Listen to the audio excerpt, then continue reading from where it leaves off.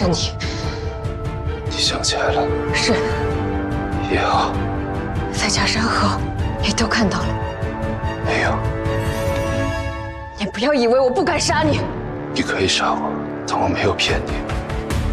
听说有人在打探突发眼疾之人，县主不用担心，你并没有暴露。县主可以瞧不起我，但我这样的人也有我们的门路。我打探消息的门路虽不光彩，但也能派得上用场。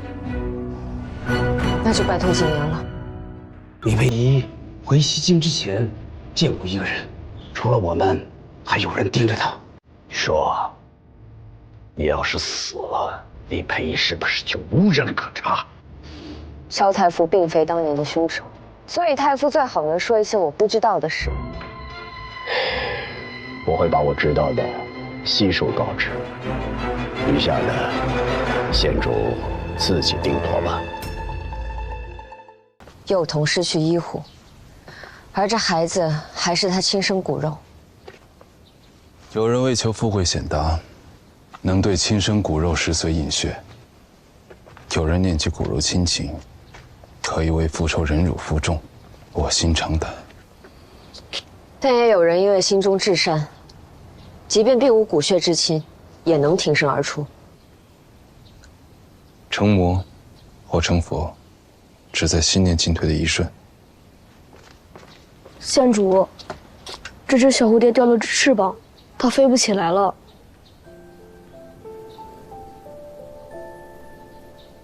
但它还活着，只要活着就有希望。你救了它，你会好好照顾它，对吗？嗯，它不能飞了，但我会让它好好活着。我去给你找个瓷盒，做它的家，好不好？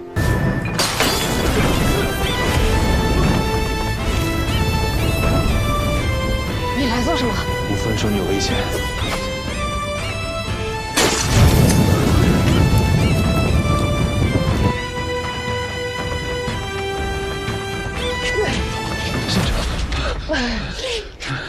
我大意了，肩上有毒，你快走，别管我了。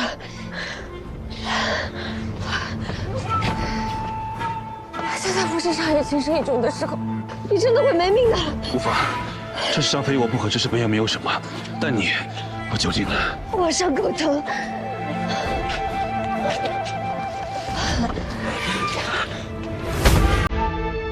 想把我打晕，然后自己去送死是不可能了。要么我们一起逃出去，要么我陪着你一起等死。我不会感激你的。若我想被你感激，就不会选择陪在你身边了。那么太时长，我们试着活下去吧。小疯子，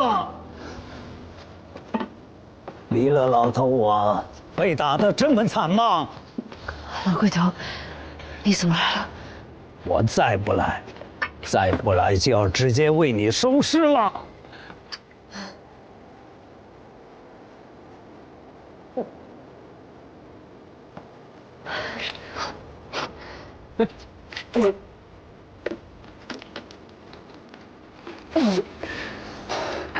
这帮孙子，看来是真想要你的命啊！死多可紧了，吃了我的药死不了，但活罪得受啊！什么意思？裴爷，郡主，你死不？没事，能吐出来就好。老鬼头，你怎么知道我出事了？你呀，教你的东西从不往心里记，绕到明州也不知道隐匿行踪，连我都听说了，他们能不知道吗？就算要查，那也是兵贵神速，耽误这么久，不就是给人时间杀你吗？你大老远从西京跑过来，就是为了来骂我的。你呀，该骂。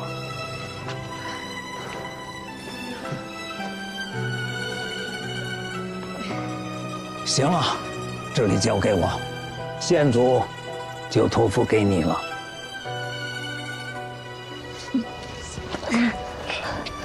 我他妈人多，不好对付，所以才让老头子我来呀。走吧。小疯子，以后活得仔细一点，别再给老头子我添麻烦。答应你。滚蛋！保重。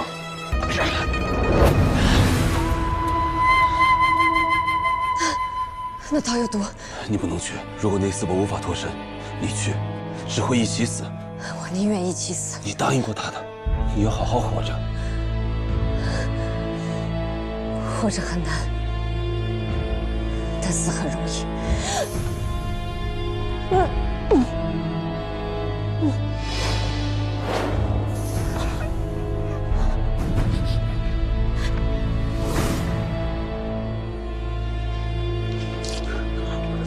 对不起，必须要让你好好活着。又慈悲又歹毒，不愧是老大想出来的审讯法子。还不是枭雄逼的，又不让我用刑，又得让他招供。放开我！走吧，去审审这位蝴蝶郎君。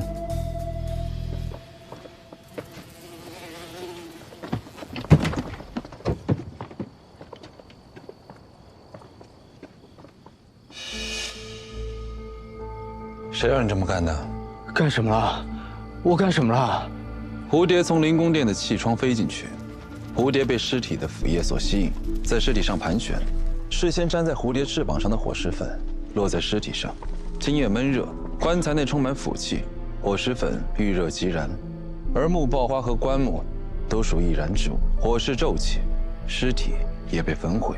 那些蝴蝶就是你从气窗放进去的。我不知道你在说什么，我什么也没干。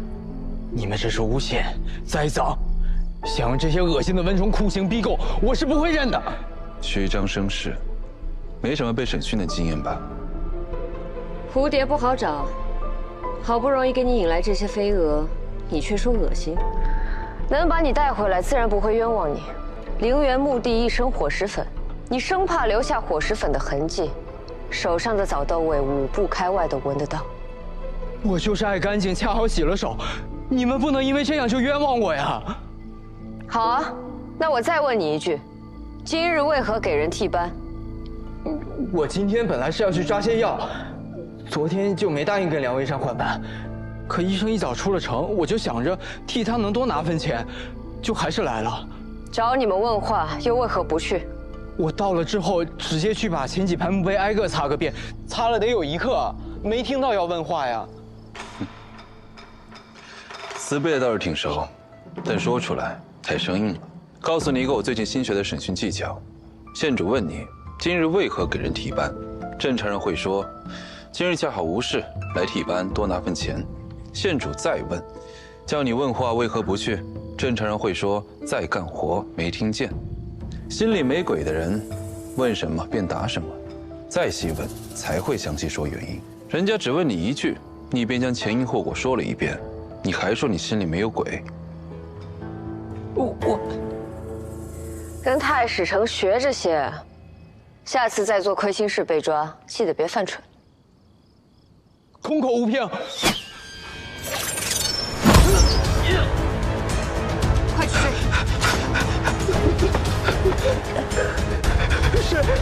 是谁？谁要杀我？那只能问你了，是谁要杀你？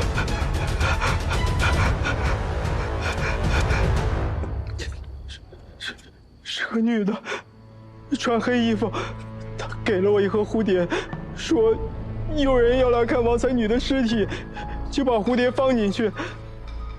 那蝴蝶太难养了，死了一大半了。你们要是再晚来几天，我也就没蝴蝶可以放了。来人还有什么特征？极深的很，兜帽遮脸，手都用袍子遮着。真没看到。什么都没看到，你就敢接着差事？我哪知道他要放火烧尸啊！我以为就是放蝴蝶，便可得1贯钱啊！县主，没抓到，没抓到！宫中有刺客，怎么会抓不到啊？该问的话都问完了，把人放了吧。别放我，别放我！我现在出去就死定了。把我关起来，我还有要交代的。你交代的这些都不足以治罪，我只能放人。我有物证要提供。那个养蝴蝶的盒子看起来很贵重，那人本来让我事成之后烧掉，我没舍得，就藏在灵宫殿外的回廊下。去找。是。这下可以把我关起来了吧？你提供证据有功，更要放人了。不要啊！救命啊！老大，我这箭射的不比顾思直差吧？还不错，有进步。那你刚才踢的那脚解不解气？还行吧。王才女真的有孕了？看来害我家之人，连萧太傅都忌惮。整个朝廷能让你忌惮之人屈指可数，我一个一个找，总会找到的。但在我找到之前，就要委屈萧太傅先认下我这个心腹了。就算我拼上这条老命，也不会答应赐婚的。大不了我支持归田，带着怀瑾回老家去，也断不会让你进门。你就是天煞孤星。你真当这些话能伤到我吗？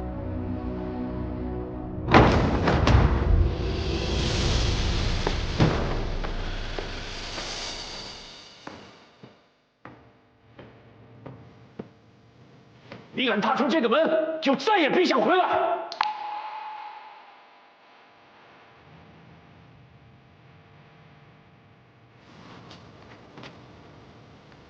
儿子愿等父亲回心转意。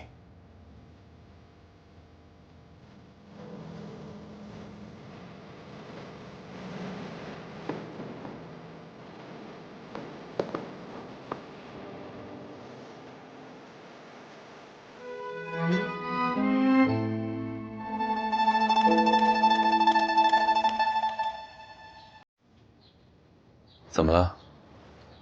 肿了。不碍事。先上点药吧。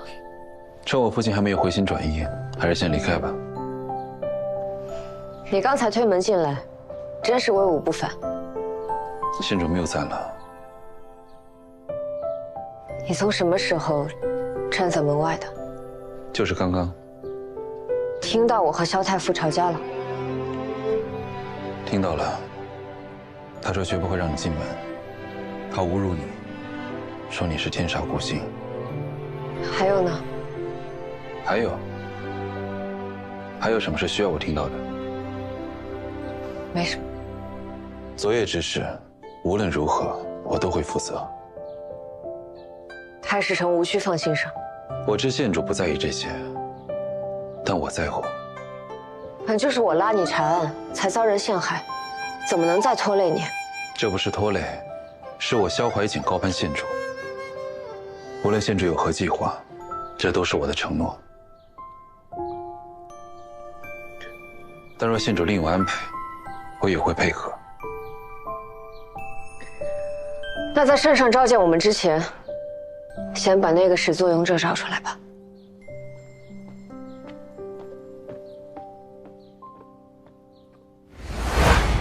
你一直都是在利用怀瑾，是又如何？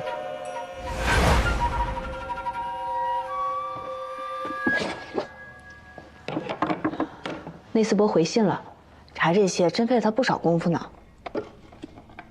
这个是金陵的雨花石，这个是蓬莱海岸特有的螺壳，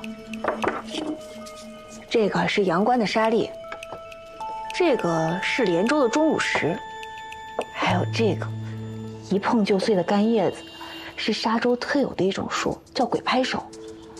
这些东西啊，都来自天南海北，也不是什么值钱的玩意儿，也不知道王才女为什么会看着他们又哭又笑的。因为他想要去看广阔山河的梦想再也无法实现了。王才女香囊中发现的那枚药丸，太史丞去验证过了吗？的确是碧溪丹，但与常见的成分略有不同。王才女怀孕的时候被人投毒，难道碧溪丹也是凶手给她的？不，凶手能将毒药混进王才女的安胎药中，又何须用碧溪丹杀人？太麻烦。这粒碧溪丹被缝在王才女的香囊内侧，或许是她自己准备的。他想利用碧溪丹假死出宫。难道是王才女与信王私会有了身孕，于是想假死出宫和信王远走高飞？该去会会信王了。县主早就计划好，为救阿好隐瞒真相吗？韦贤妃善翻手为云，覆手为雨，但有一事，他说的没错，无人能证明玉书腹中的孩子是圣上的。此事若起风波，唯一能够落罪的，也只有构陷你我的竞合，贤妃总能全身而退。圣上若起疑心，承担猜忌的也只会是信王。这样不明不白的真相，倒不如还阿好一命。确实，真相大白，都已经是最好的结果。贤妃编了什么故事上报圣上？韦贤妃喜爱音律，与王才女惺惺相惜，谁知王才女一心只想离宫，还向韦贤妃寻求帮助。韦贤妃竭力劝阻，但玉书心意已决，执意假死。为免圣上蒙羞，韦贤妃无奈，只得痛心处死了他。那承恩宫一事又如何说？那晚我并未入宫，在承恩宫的是你和五人娘子，你们连日查案，一时疲惫便睡下了。那刘内侍曾被你刁难过，心怀怨恨，竟编造了一段魂话，四处传播，毁你清远，已经被贤妃下令给打死了。为了一条命，可以编一个谎；为圆一个谎，可舍一条命。太史丞，我看这案子不查也罢。我早说过了，不会拖累你的。所以这也是县主计划好的。什么？给我被困一夜，传出谣言，引为贤妃现身。太史丞高估我了。我如果有预知的能力，就不会次次让太史丞假扮阴阳先生。我与太史丞也算出生入死，我不想亏欠你。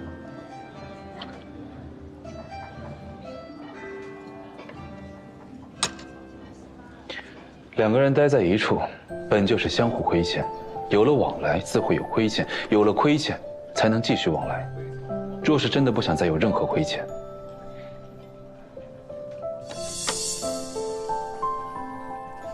就只能就此别过，再无瓜葛。太史丞吓唬我？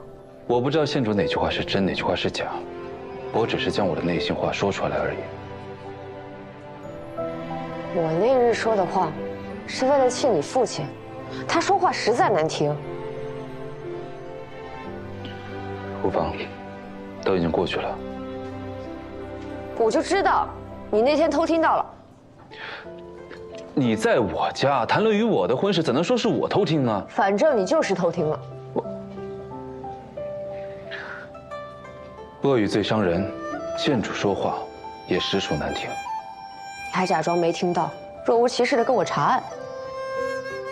我那是大局为重。你不会还偷偷伤心了吧？县主也不要把自己看得太过重要。我说你额头的伤怎么好的那么慢？定是不好好上药，专门给我看的。无稽之谈，莫名其妙。好了，终究是我不对，我向你赔罪。不必，不接受。小气。从尸体僵硬程度和尸斑深浅来看，应该是昨夜丑事搬到仪式处之间遇害的。口鼻处有血迹，致命伤在啮揉处，脖梗无伤，后衣领有血。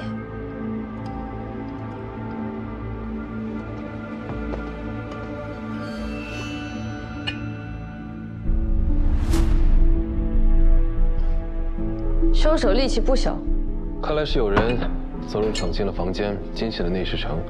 内侍臣慌了间下了床，却被对方用这茶壶打中太阳穴致死。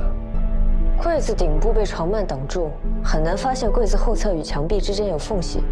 太史丞是怎么发现尸体的？柜子靠近窗户，被阳光照射过的地方会褪色，比柜体其他部分颜色浅。若柜子未靠墙，并不能在相应的位置形成现在的晒痕。凶手将内侍臣尸体藏在角落，又故布疑阵，假作内侍臣外出的假象，怎么会忽略鞋子的破绽？昨日夜间多云，房中未点灯，连月光都没有。凶手慌乱间恐怕并没有注意内侍臣并未穿鞋。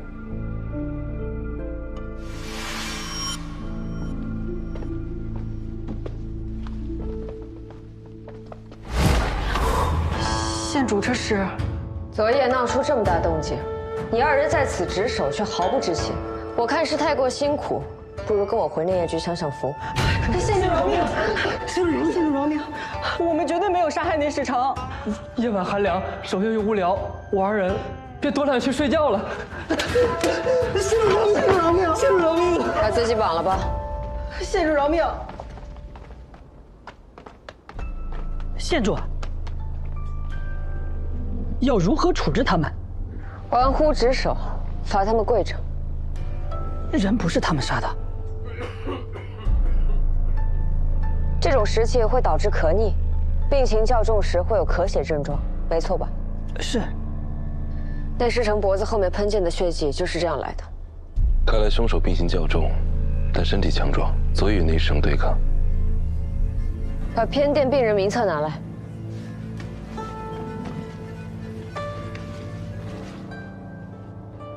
大概有10几人，范围还是太大。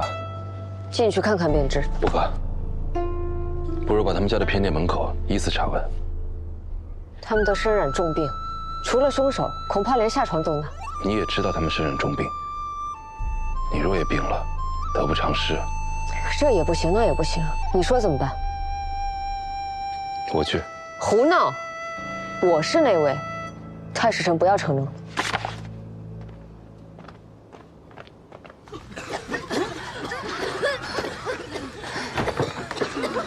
有药吧？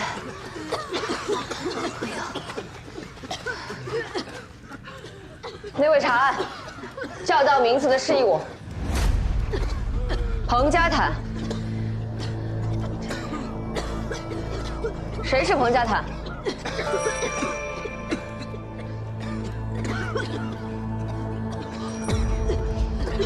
常乐平。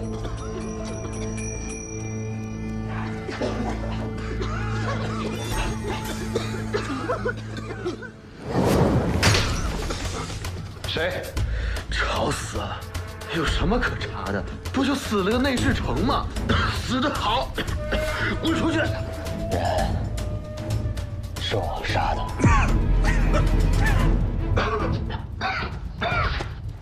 是我杀的！是我杀的！是我杀的！是我杀的！我杀的！我跟他拼了！别冲动，不要伤人！退后！他摔倒受伤了，快找人去太医所。好，让我过去。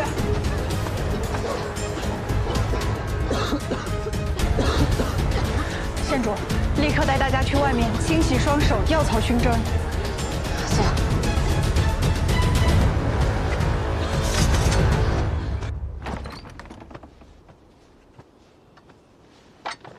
受伤的人怎么样了？伤势不重，可是他们的病情都加重了。按照这几日的用药，分明应该好起来的。你生病了，县主，开门。我没事，还活着。李佩仪，开门。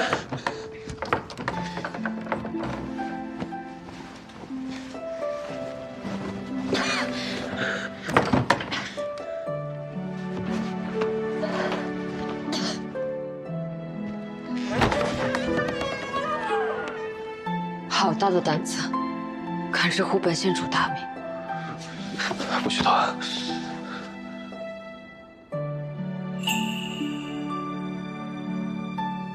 你发烧了。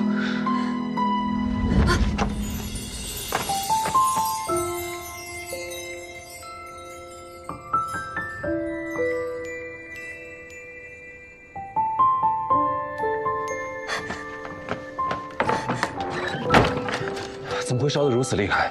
可是在苏介于宫里传上的。不行，不能再耽搁了，我去找刘医生。小兄留步。去找太医又能如何？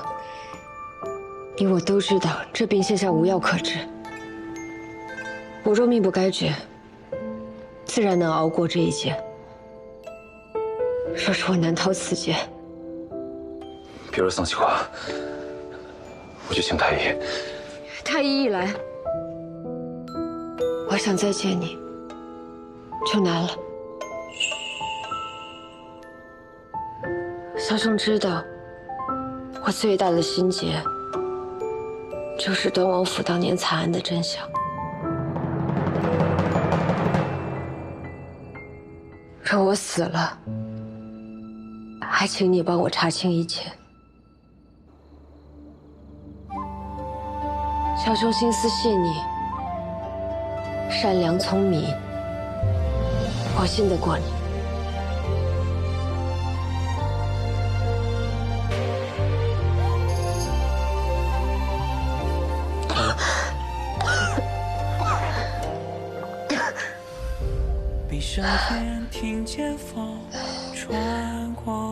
小兄不肯答应。县主说话向来虚虚实实，恕我无法答应。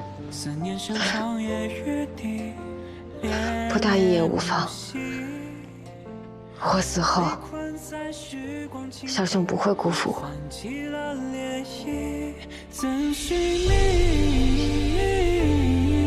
这句话，小兄自然也不会答应。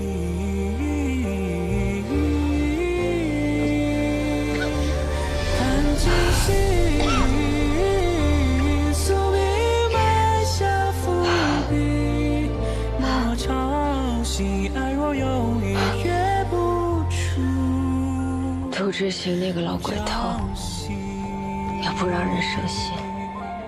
看着硬朗，其实这么多年早就把身体给搞坏了。我若死了，你可千万别再拿什么毒药去折腾他，酒也要让他少喝。五人那丫头，禅也算有所长进，我倒是不担心。顾思直是个好人，若他将来想与顾思直婚配，你还得帮我把关。等着我。小兄，小兄这是要我与天命一搏，还是你运气好？幸亏那死灰是假的，不然若我真死了，你年纪轻轻就要成官夫了。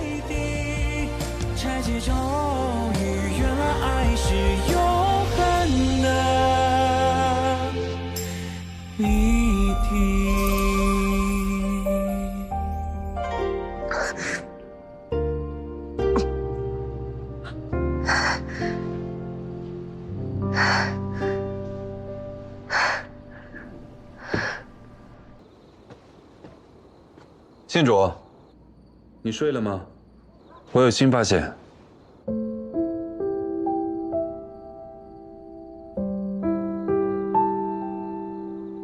太史城有什么发现？县主可是在为裴一公的事心烦。裴一公是事成之人，他到目前的供述都没有撒谎，可我不得不怀疑他。裴一公性子很直，又醉心医术，悬壶济世，与县主有惺惺相惜之感。我知你不愿意怀疑他，所以你叫我出来做什么？你是有证据证明他清白？县主抬头。他这是防备了你。我不清楚。我虽然觉得他对我生疏了，可那更像是真实的他了。其实他并不喜欢与人交际，也许本来就是冷漠的。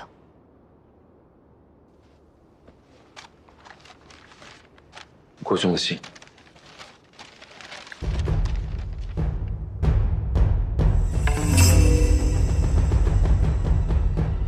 慈上堂的裴玉是个男孩，而且裴玉所写的书信中，自己和当年一样，所聊到的宫中趣事也都确有发生过。所以这个裴玉也在宫中。那现在这个裴义公又是谁？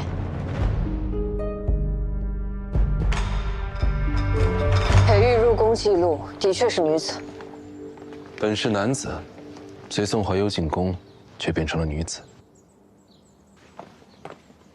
哎，今日为何不是夏13来取啊？他昨日染病，被送去掖庭宫了。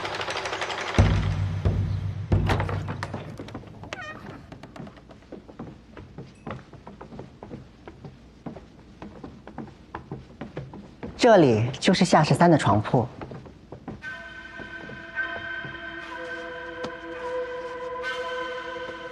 这是他看的？对，他喜欢看这些，说话也文绉绉的。他懂医术？是啊，我们有个小伤小病都不必去求人，他都能帮我们解决了。所以每次也是他去太医署拿草药的。信主。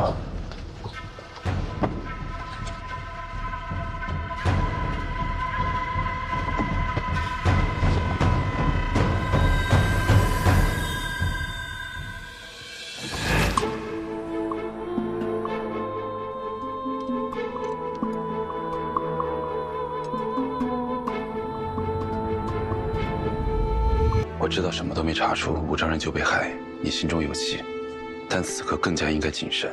但他死在此刻，我不能不查，我也信不过别人。那我来替你查。县主蒙住眼睛，随我进房间，我来当你的眼睛。说县主信得过我的话，拿一条蒙眼布来。是。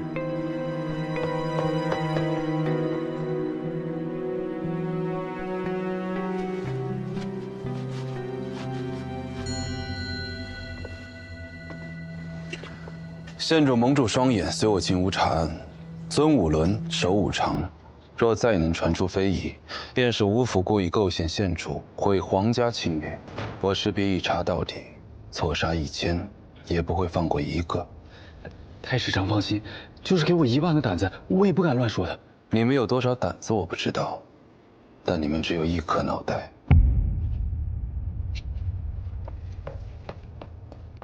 可惜了。没能亲眼看到太史丞恐吓人的样子。我不是恐吓，只是实话实说。县主，请。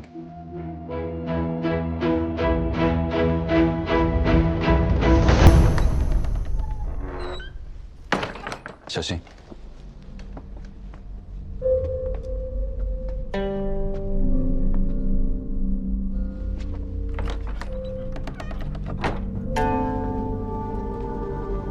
血腥味很重，太史丞不必硬撑，大门一关，我自己来查便可。这里只有你我，怕什么？不可以。香炉是防线的中心点，你面前是坎位，以8卦的方位划分，北坎南离，东震西对。房间如武丈人一贯作风，严格按照吉祥生财的方式布置，有门窗。但并无破坏的痕迹。对位有一宽大床榻，两侧各放一盏灯。正位设有一扇窗，可见园中竹林。窗前摆放一张紫檀木书桌，桌上有文房4宝，书本3卷。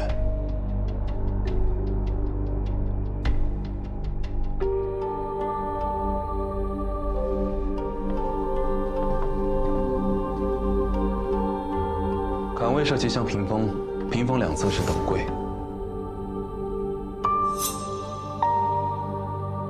前位放了一张高机，瓷盘里放着一些金饼，此处为房间财位，应是为招财所设。这些均没有被移动过的痕迹。去看看尸体。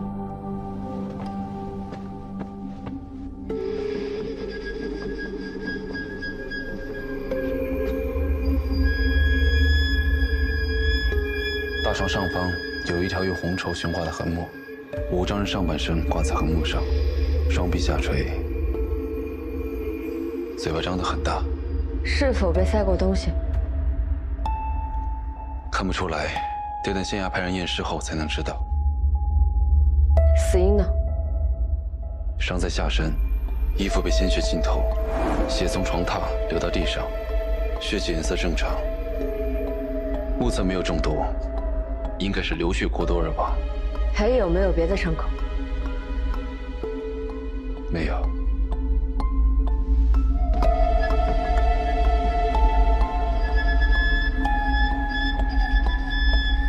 关节已经开始僵硬，但还能弯曲，县主应该能推断出死亡时间。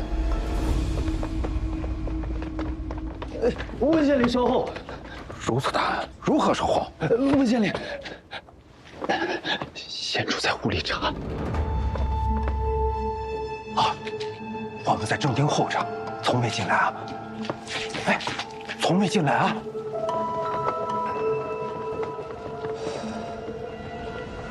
死亡时间应该是后半夜。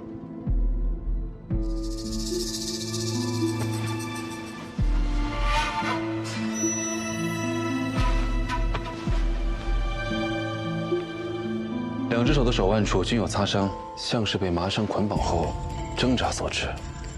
太史丞再仔细看看，伤口处的血迹是否干了？血仍未干。辛苦太史丞，可以出去。院子阴冷，回廊曲折，日光不入。我才去了不到1刻，就已经开始头疼。难怪这小郎君病恹恹的，吃什么补药都不见好转。太史丞这是心疼小郎君了。县主查案时是如何应对对案中人的心生怜悯？所有案子的缘起，无非是一个欲字，或因情，或因利，一念之间毁人害己。人非草木，又怎么会毫无波澜呢？但若想要继续把这件事做下去，就要学会把自己当成别人。把自己当别人？这是我想出来的办法，让自己不要因为在意他人而痛苦。当案件结束时，你就当那一个自己留在了那个案子当中，可以尽情的痛苦和怜悯，而此刻的你，则是另一个你，可以大步向前，去往下一个案子了。等到下一个案子，再留下一个自己。乡中果然一点就透。县主还会和从前留下的自己相见吗？难道合二为一，痛苦加倍吗？我才不会自讨苦吃。如果所有痛苦都会这样隔绝，我希望县主可以离从前的自己更远一点。你说什么？我说，下次我也试试。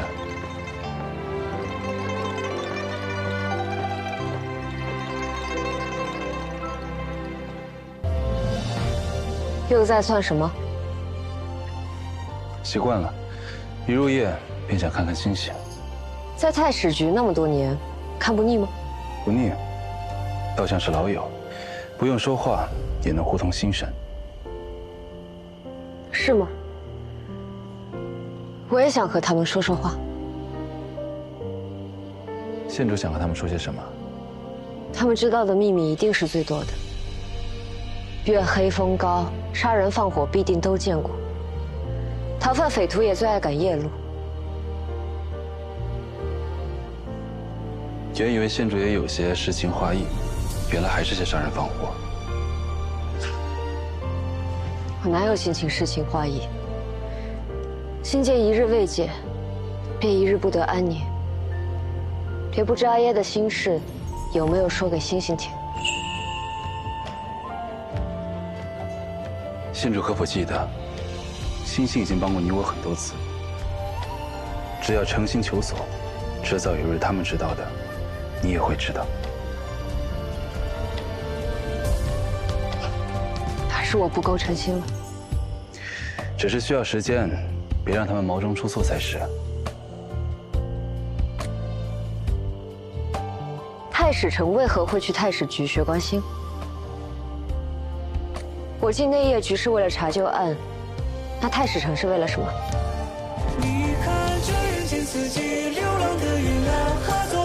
为了一个约定。和谁的？几位故人。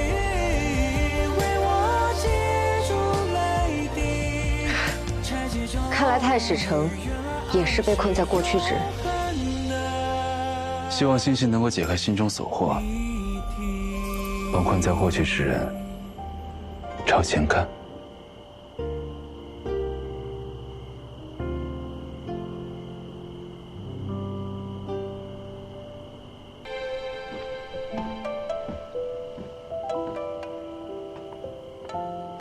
有心事？没有，听你的话，再等。你看那颗瑶光星，太远了，看不清。像这样，从这个缝隙里面看。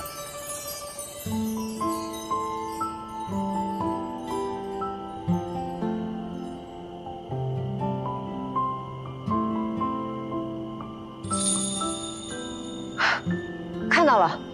如果等不到，也可以用些手段的。有何高见？时间不早了，早点休息。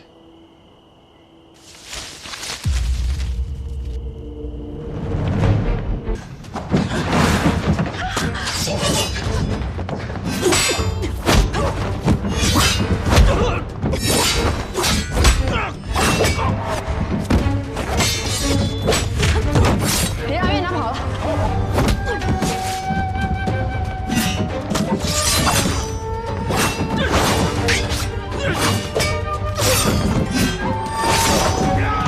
还有帮忙？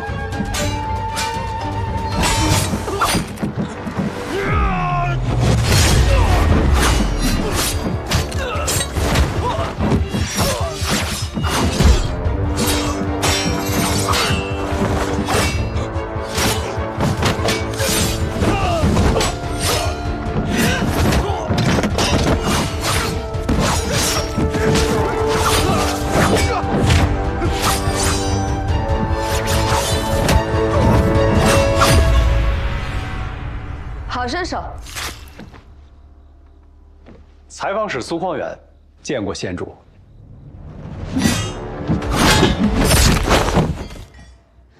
多谢采访使相助。难道不应该多谢本太史城算无一策，及时请到救兵？意料之中。县主，月娘应该是进了暗道，让她跑掉了。暗道出口在何处？山中暗道遍布，出口众多，四通八达，我也不清楚。暗道应有施工图。老萧跟了徐公3年多，徐公其实最信任的人就是他。老萧来后才开始修建暗道的。他人呢？徐公不见了后，老萧就一直在生祠祈祷。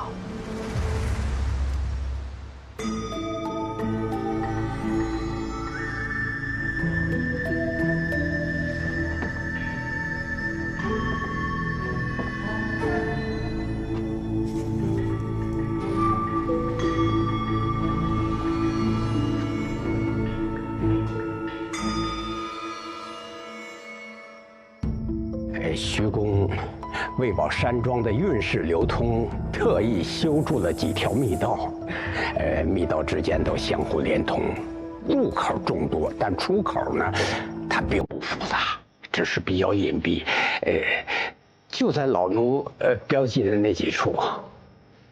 这密道出口大多严丝合缝，可否从外面打开？自然是可以打开的。金生水。此处出口靠近西边，附近必有汉白玉石，即是机关所在。其他出口亦然，只需按照五行相生的规律寻找便可。正如郎君所说，找到机关之后，右旋3圈，便能打开出口。三头长，若有发现便发信号。追寻飞影所长，小仙要去哪？这机关有趣，我去看看。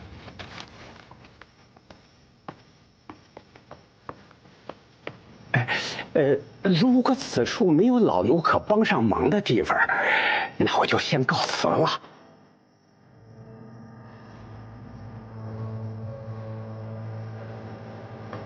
去看看武夫人。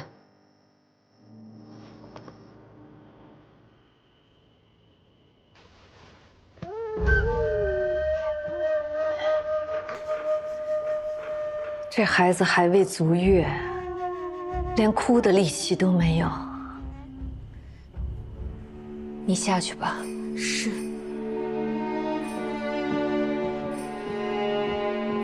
县主，请坐。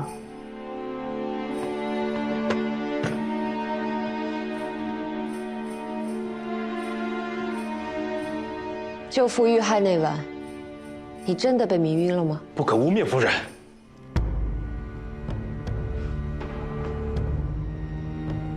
你也看出我恨极了他。县主家出事那年，五郎突然告病辞官，我知这并非他的本意，也没多问，随他一同回了平恩县。